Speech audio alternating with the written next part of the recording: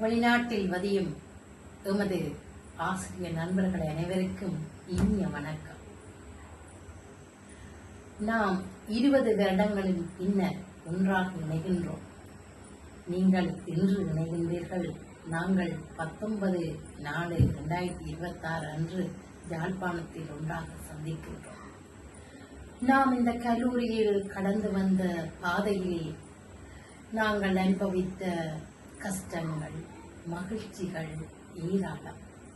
அந்த வகையிலும் இப்படி ஒரு 5ஆம் அணியினரை போல ஒரு அணியினரை நாம் இனியும் காண முடியாது என்று எமது விரிவுரையாளர்கள் சொல்லுகின்ற அளவிற்கு எமது அணியினர் மிகவும் பெருமைக்குரியவர்களாக இருக்கின்றார்கள். அந்த வகையிலே எங்களுடைய ஆசிரியர் நண்பர்கள் அனைவருக்கும் பாராட்டுக்களை, நன்றிகளை தெரிவித்துக் கொண்டு இன்றைய நாளிலே நீங்கள் எல்லோரும் ஒன்றாக இணைகின்றீர்கள். அந்த இணைப்பில் எங்கள் குடும்பங்களோடு சந்தோஷமாக மகிழ்கின்றீர்கள்.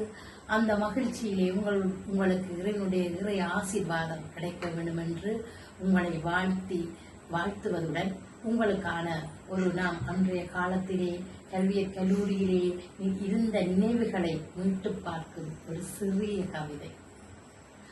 மலர்ந்த நினைவின் மழலையாய் மகிழ்ந்த காலத்தின் மாசற்ற கதை, மைதானத்தில் அதிகாலை பனியில் மெனமகிழ ஓடியாடி உடற்பயிற்சி, வகுப்பறை சிரிப்பின் வனப்பு, வார்த்தை பகுடியின் இனிமை, விழாக்கள் கலகல களிப்பு, விழுந்தும் எழுந்தும் மகிழ்ச்சி, பகுடிவதை பேச்சின் பாணி, பயந்தோம் போல நடித்தோம், பாசம் பெருகிய நண்பர் வட்டம், பகிர்ந்தோம் எல்லாம் உள்ள, தண்டனை வந்தால் ஒன்றாய் தாளம் பிடித்த தயவான குரல், ஒரே பாசல் உணவில் ஒற்றுமையாய் ஒவ்வொரு வாய்கள் சுவைத்தோம், காதல் கதைகள் கூறி கூறி கரங்கோட்டில் வந்தோம் சிரித்து மகிழ்ந்து, கமண்டடி களிப்பினோசை காலம் மறக்காத காட்சி என்று, ஏக்கமழும் இதயம்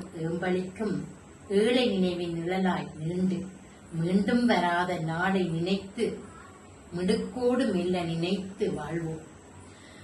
தாமரை மலர்ந்தது, தன்னிதழ் விரித்தது, அதில் காவியம் ஒன்று தொடங்கியது 2004. அது தொடர்கிறது, இனியும் தொடரும் என கூறி உங்களுக்கு வாழ்த்துக்களை கூறி உங்களிடமிருந்து விடைபெறும் நான் ரோக்ஷினி அருள்ஞானன்.